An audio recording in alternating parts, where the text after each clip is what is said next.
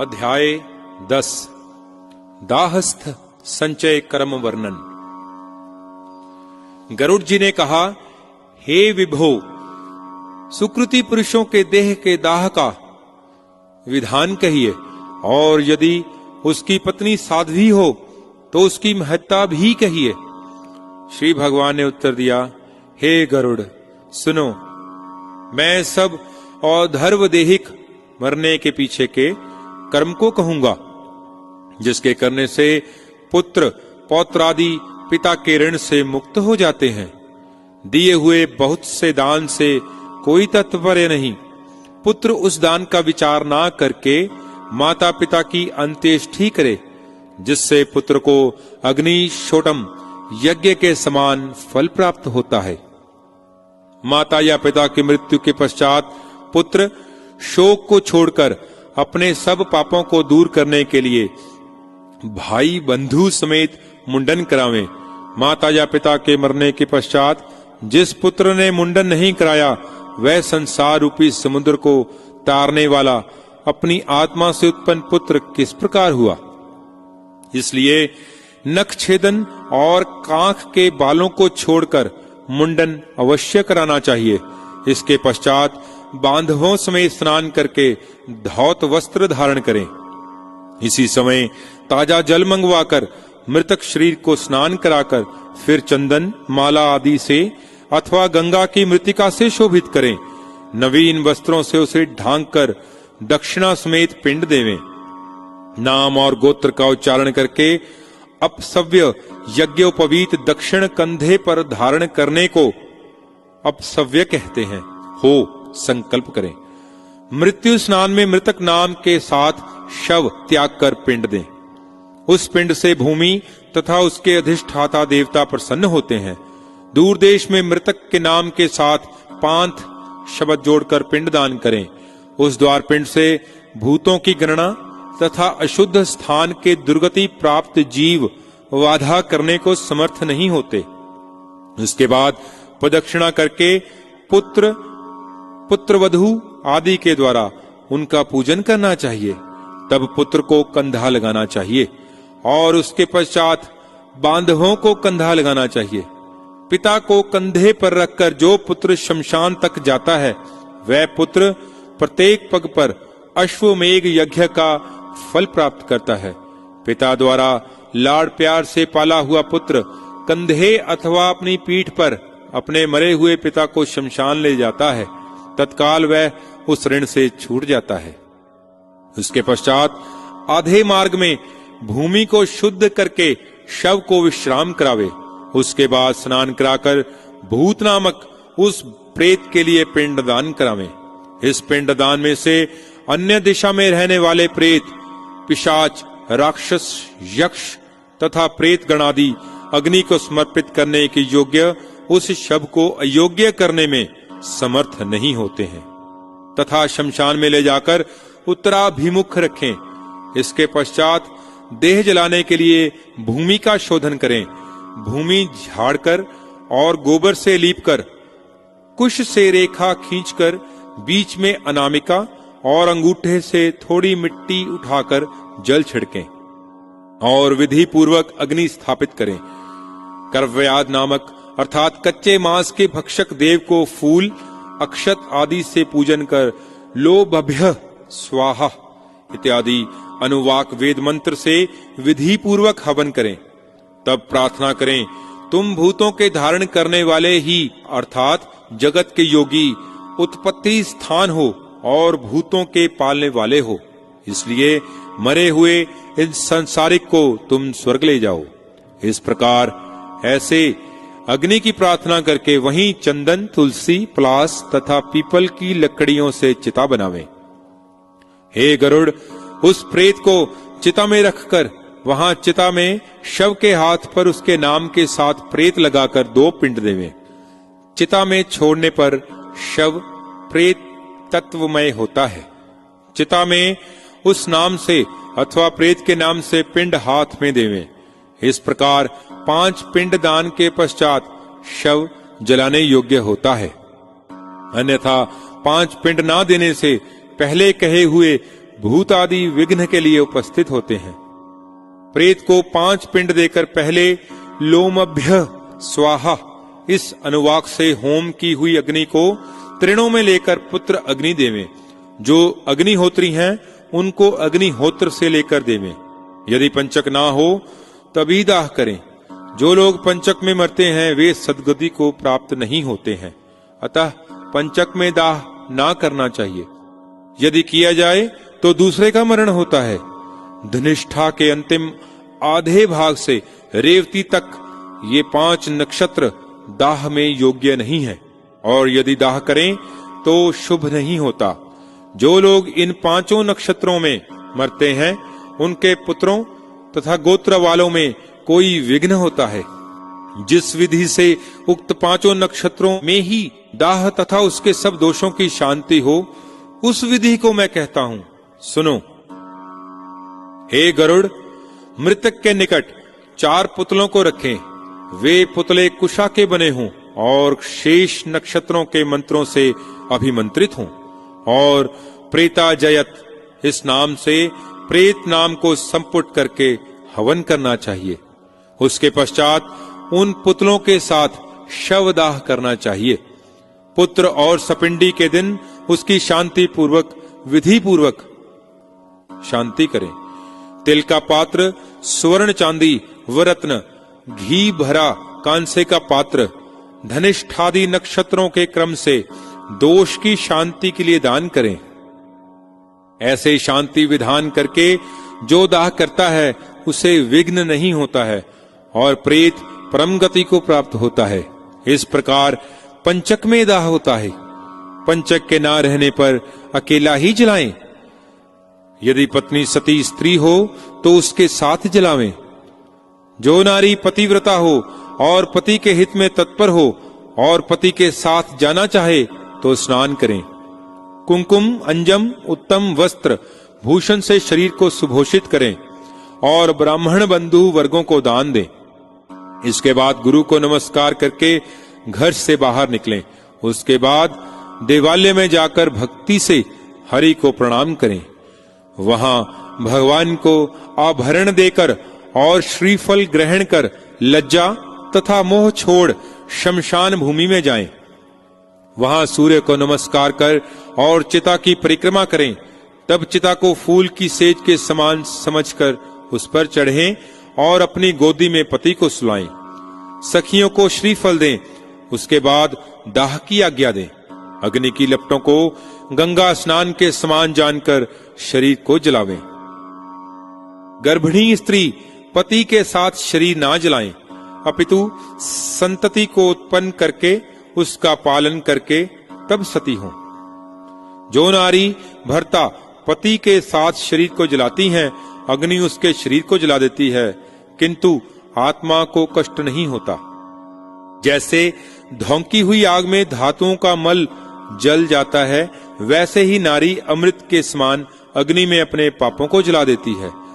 शपथ आदि अग्नि से सतयुक्त धर्मात्मा मनुष्य शुद्ध होता है, और जैसे धातु तपाए हुए लोहे के पिंड से कभी नहीं जलती है, अपितु शुद्ध हो जाती है, ऐसे ही वह स्त्री पति के साथ पति समेत कभी जलती नहीं है, अपितु उसकी अंतरात्मा मरे हुए पति की आत्मा के साथ एक रूप हो जाती है। पति के मरने पर जब तक स्त्री अपनी देह को नहीं जलाती है, तब तक वह स्त्री के शरीर से कभी नहीं छूटती। इसलिए सब यत्न से, कर्म से, मन से, वचन से सदा अपने जीवित पति का सेवन करें और मरने पर उसके साथ जाएं। पति के मरने पर जो नारी अग्नि में प्रवेश करती है, वह अरुंधति के समान होकर स्वर्गलोक में आनंद करती है। स्वर्ग में वह पति से युक्त रहती है। रूपवती अप्सराएं उसकी स्तुति करती हैं। जब तक 14 इंद्र रहते हैं, तब तक वह स्त्री पति के साथ विहार करती है। पति के साथ सती होने वाली सती माता, पिता और पति इन तीनों कुलों को पवित्र करती है। 3.5 करोड़ रोम मनुष्य के देह में हैं। उतने काल पर्यंत वह स्त्री स्वर्गलोक में पति के साथ आनंद करती है। सूर्य के समान कांति वाले विमान में पति के साथ विहार करती है, और जब तक सूर्य चंद्रमा प्रकाश करते हैं तब तक भर्ता के लोक में चिरकाल वास करती है।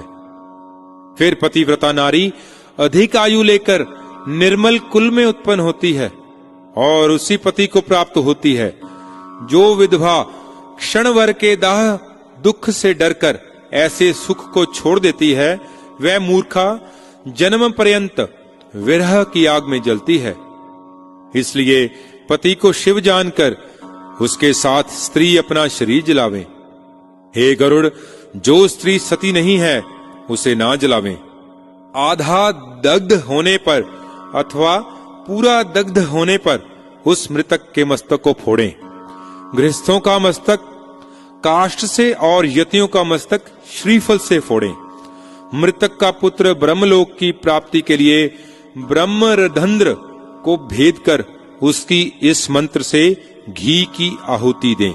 हे पावक, तुम ब्रह्मा से उत्पन्न हो और तुम्हारे द्वारा स्वर्गलोक जाने के लिए इस जीव का तेजोमय दिव्य शरीर उत्पन्न हो और शव का यह स्थूल देह तुम में हवी हो, इसलिए तुम प्रज्वलित होवो।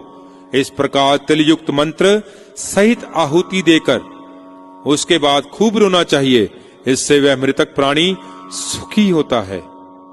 दाह के पश्चात पहले स्त्री को और पीछे पुत्र को स्नान करना चाहिए। उस मृतक का नाम गोत्र कहकर तिलांजलि देवें। पीछे नीम की पत्ती दांतों से कतरें और मृतक के गुणों का वर्णन करें। पहले स्त्री घर जाए, पीछे और मनुष्यों को जाना चाहिए। घर में फिर स्नान करके गोग्रास दें। पत्रावली पत्तल में भोजन करें और घर का अन्न ना खाएं। दक्षिण मुख होकर मृतक स्थान को लीपें। फिर 12 दिन तक रात दिन दीपक जलाएं। हे गरुड़, सूर्य के अस्त होने पर शमशान में अथवा चौराहे में मिट्टी के पात्र में 3 दिन तक दूध और जल देवें। दूध और जल भरा हुआ कच्चा मिट्टी का पात्र सूत से बंधी हुई 3 लकड़ी के ऊपर रखकर यह मंत्र पढ़ें। हे मृतक, तुम शमशान में आग से जलाए गए हो और बांधवों से त्याग दिए गए हो। यह जल और यह दूध है। यहाँ इस जल से स्नान करो और दूध पियो। अग्निहोत्र वाले पुरुष का चौथे दिन अस्थि संचय करना चाहिए और जो अग्नि रहित है उनका अस्थि संचय निर्विरोध तीसरे दिन करना योग्य है। शमशान भूमि में जाकर स्नान करके शुद्ध होवें और उनका सूत लपेट के पवित्री धारण करें। तब पुत्र शमशान वासियों के लिए यमायतया इस मंत्र से माश बलि देवें और 3 परिक्रमा करें। हे गरुड़, तदंतर चिता स्थान में दूध छिड़क कर जल से सींचें, तब अस्थि संचय करें। उन अस्थियों को पलाश के पत्ते पर रखकर दूध और जल से धोवें। फिर मिट्टी के पात्र में रख के विधि पूर्वक श्राद्ध करें। तिकोना स्थंडल करके गोबर से लीपें। फिर दक्षिणाभिमुख हो 3 दिशा में 3 पिंड देवें। चिता की भस्म को इकट्ठा करके वहां त्रिपादुका करें और खुला हुआ घट जल भरकर स्थापित करें।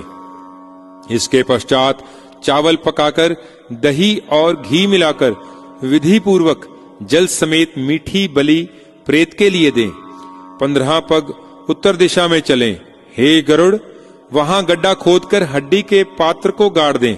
उसके ऊपर दाह पीड़ा को नाश करने वाले पिंड देकर गड्ढे से उस पात्र को निकालकर जलाशय पर जाएं। वहां दूध और जल से बारंबार हड्डियों को धोवें। फिर उनको चंदन से और विशेषकर कुंकुम से लिप्त करें। उनको कर संपुट में रखकर हृदय और मस्तक से लगावें। फिर परिक्रमा और नमस्कार गंगा के मध्य में डाल दें।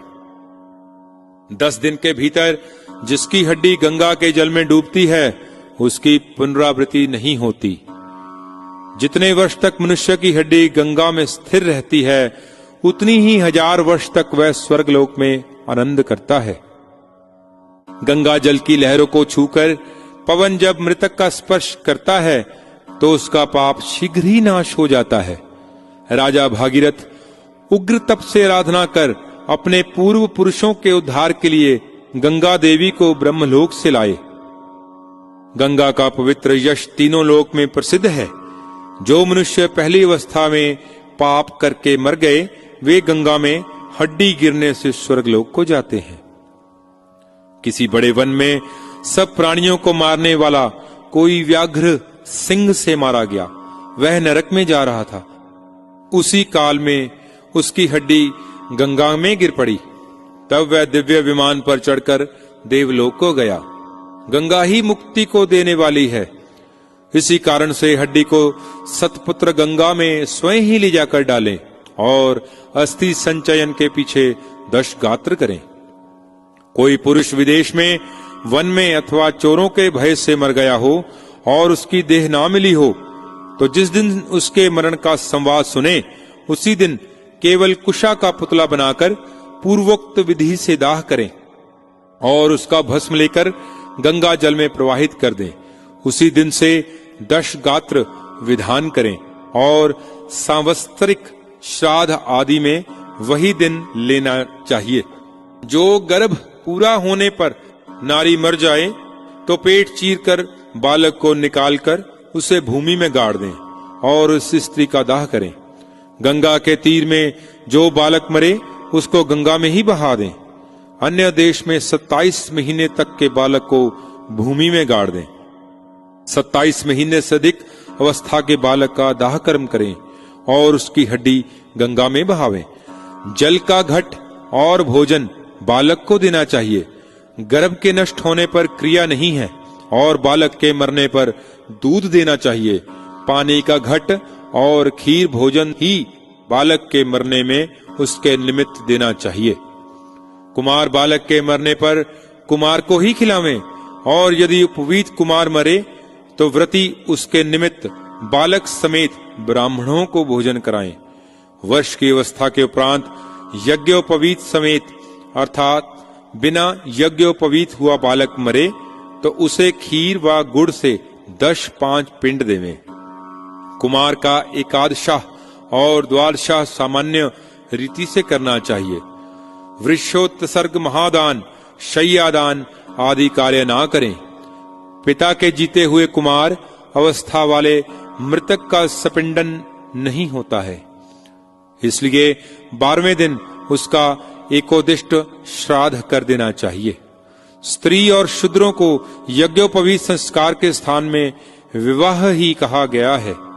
व्रतबंध के पहले की अवस्था सभी जातियों के मृतकों की क्रिया तुल्य होती है। थोड़े कर्म प्रसंग से स्वल्प ही विषय वासना के बंधन से स्वल्प ही अवस्था में देह के स्वल्प होने से अंतिम क्रिया भी स्वल्प ही करने की इच्छा होती है। किशोर तथा तरुण अवस्था के प्रेत कर्म में शय्या और वृषोत्सर्ग आदि करें। पददान, महादान और गोदान भी करावें। सब यतियों का ना तो दाह है और ना उदक क्रिया है और उनके पुत्र आदि को उनका 10 गात्र आदि भी ना करना चाहिए। दंड के ग्रहण मात्र ही से नर नारायण रूप हो जाता है।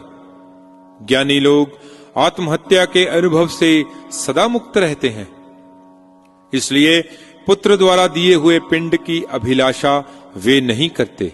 अतः उनका पिंडदान और जलदान आदि ना करें। हंस, परमहंस, कुटी चक्र और बहुदक इन सन्यासियों को मरने पर हे गरुड़ भूमि में स्थापित करें। गंगा आदि नदियों के ना होने पर पृथ्वी में गाड़ना कहा गया है। इति 10वां अध्याय समाप्त।